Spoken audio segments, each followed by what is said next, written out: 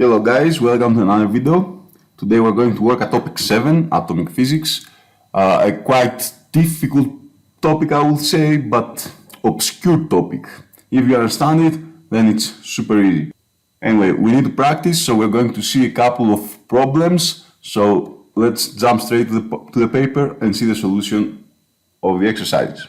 So the first question, 9a, it says, the isotope tritium, hydrogen 3, has a radioactive half-life of 12 days. State what is meant by the term isotope. So what is isotope? Isotope, of course, it's when the atoms that have the same proton number but different neutron number. Number 2, define radioactive half-life. So radioactive half-life is the time taken for the activity of a radioactive sample to decrease by half. And these are two definitions that we need to know. We cannot lose marks from just definition. So be careful with this. 9b. Tritium may be produced by bomb-arming a nucleus of the isotope lithium-7 with a high energy neutron. The reaction equation for this interaction is as you can see here. Identify the proton number Z of X. So what do we see here? That we have a lithium and we send a neutron directly towards it, and then it gives you the tritium plus another atom plus also the neutron.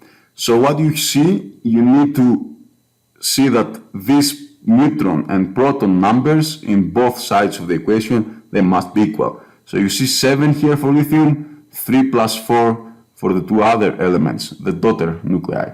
You see 3 here, you see 1 plus Z. So pretty clear that Z, it needs to be 2. And number 2, use the following data to show that the minimum energy that a neutron must have to initiate the reaction in Bi is about 2.5 MeV. And you have the rest mass of lithium of its own, and you have the rest mass of tritium and the rest mass of X nucleus. So you have the individual masses as well. So what do you need to do here? You need to find first the mass defect, that it will be the rest mass of the one, the 7.0160, minus the rest mass of the individual ones. So what do you have? You have 4.0026 for X plus 3.0161 for tritium. And now if you do the math here, the mass defect, it will be a minus 0.0027 atomic units. Okay, you see the minus here because the individual masses are bigger than the combined mass in one. Okay, but we will not take care of this one anymore. And now we're going to apply the famous equation E equals to mc squared, and this is the binding energy.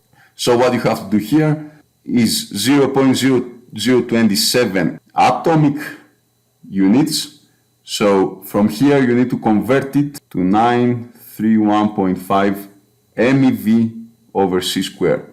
And of course you have times c squared, but of course these ones, they will cancel out, you don't have to calculate anything. And if you do the math here, the energy required, it will be 2.5151 MeV. So what do you want? You want 2.5 MeV is what you calculate. 14. 1. State what is meant by the term elementary particle. So what is elementary particle? It's a particle that cannot be broken down further. And number 2, identify another elementary particle other than the quark. Of course, here you can state any kind of a lepton or any kind of a boson. Let's say electron, whatever, it doesn't really matter. You can say neutrino, electron, Higgs, whatever you want. Number 15, the interaction in A. So here what you have in A, probably it's missed in the printing process. So you have an electron to interact with a positron. This is the interaction in A. Can also occur via the weak interaction with neutral current mediation producing an up and an anti-up quark pair. Draw a labeled Feynman diagram for this interaction time on your diagram should go from left to right. So we need to draw the Feynman diagram. Time is down here, and of course space is up here. And what do we have? We have the electron and we have the positron, and they interact together. So let's say that this is the electron and this is the positron that they're going to interact. Now, of course, the positron is an antiparticle, so it's gonna go back towards the time. The electron is a particle, it's gonna go, of course, in the direction of the time. Of course, they will interact, so they will exchange a boson, but be careful here, we have the weak interaction. In the weak interaction, we have W plus, W minus, and Z0 bosons. And they're going to produce an up quark and an anti-up quark. The up quark, it's gonna be like so, of course it's a particle, and the anti-up quark, it's gonna be with the arrow in this direction, is an antiparticle. And now which boson they exchange, you see that electron and positron, negative and positive charge, again here for up and the anti-up quark, negative and positive charge, so of course it needs to be a neutrally charged boson, so it's Z0. Number 16. In a particular experiment, moving kaons mesons collide with stationary protons. The following reaction takes place, as you can see here, where X is an unknown particle. This process involves the strong interaction. Okay, now we talk about the strong interaction. The quark structure of the kaons is this one for K minus, this one for K0, and this one for K plus. And actually this one is wrong. Okay, the K plus, it consists by an up quark and an anti-strange quark. This was a mistake. So anyway, during your exams, if any mistake like so will happen, they will let you know soon enough. So number 1, state the strangeness of the unknown particle X. So the strangeness number, it needs to be conserved because we have strong interaction. So what we need to do, we need to see here the strangeness number of each one particle. First one is proton, of course it's 0, it has 2 ups and 1 down. Then we have the kaon minus, you see that it involves one strange quark, so you have negative 1. And from the other side of the equation you have K0, an anti-strange one, so that means it's a plus 1. The K plus, an anti-strange one, so it's a plus 1. And now the X, it needs to have a number that is going to equalize this equation. So of course it's negative 3. So for X, the strangeness number of X is negative 3. So negative 3 plus 2 minus 1. Minus 1 as well here. And number 2, particle X is a hadron. State and explain whether X is a meson or a baryon. Now mesons, they consist by 2 quarks, baryons, they consist by 3 quarks. Of course, the baryon number is something that it needs to be conserved in this equation. So you see the K, the kaons, they are mesons, so they don't have baryon number, but we do have for a proton, the proton is a number, so plus 1, plus 0, also 0 and 0 for the kaons. So what do you need to have here? X, you have to have a plus 1 number as well. So X is a baryon.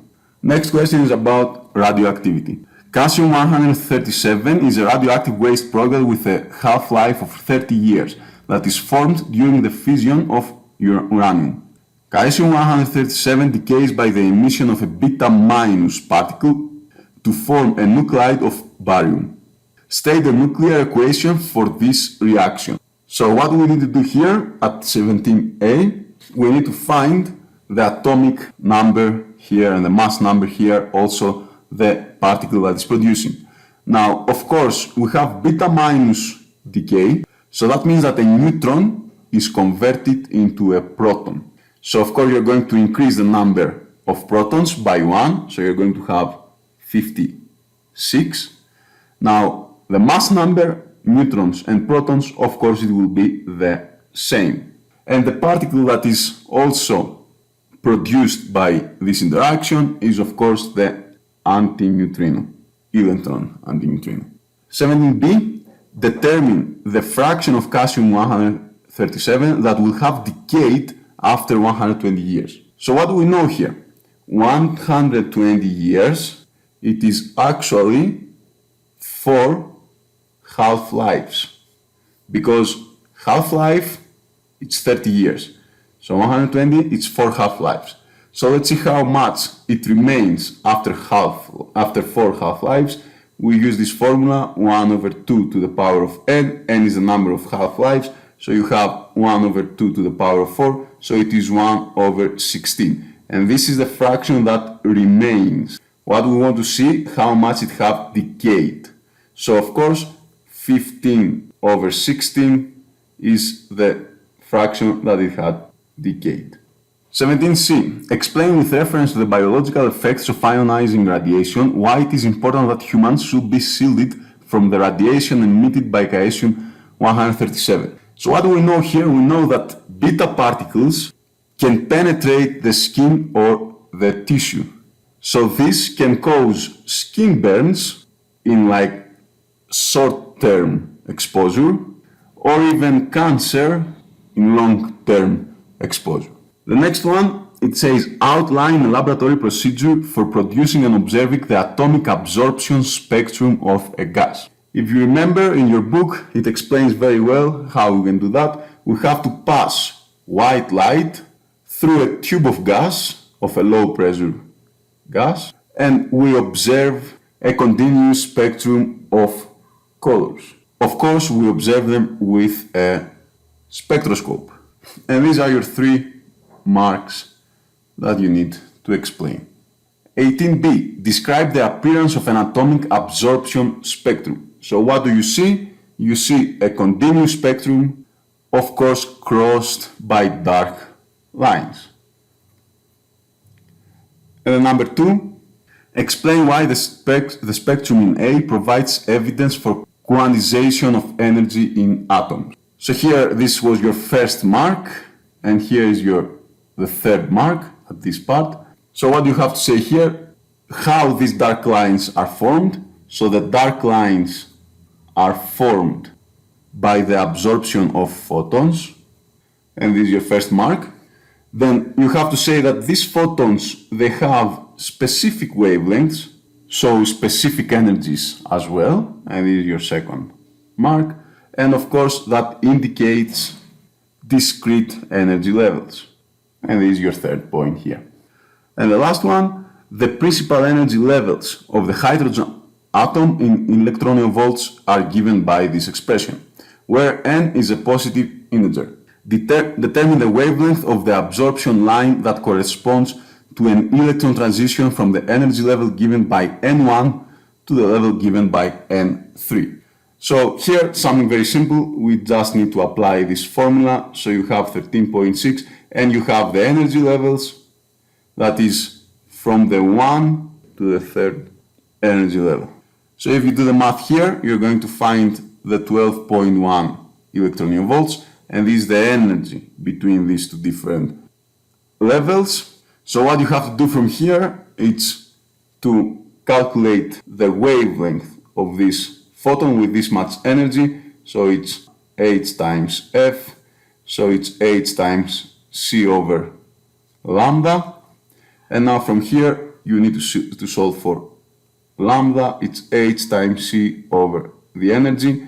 Now you can calculate the Planck's constant times the speed of light, but if you go in your data booklet, you can see that this is a given number with a specific value with this much EV times meters, divided of course by the number that you calculated before, 12.1 EV. So you see that the units of energy, they cancel out. If you do the math correct here, you are going to find a number of 102 nanometers. So that's all for today, guys. Study hard and good luck.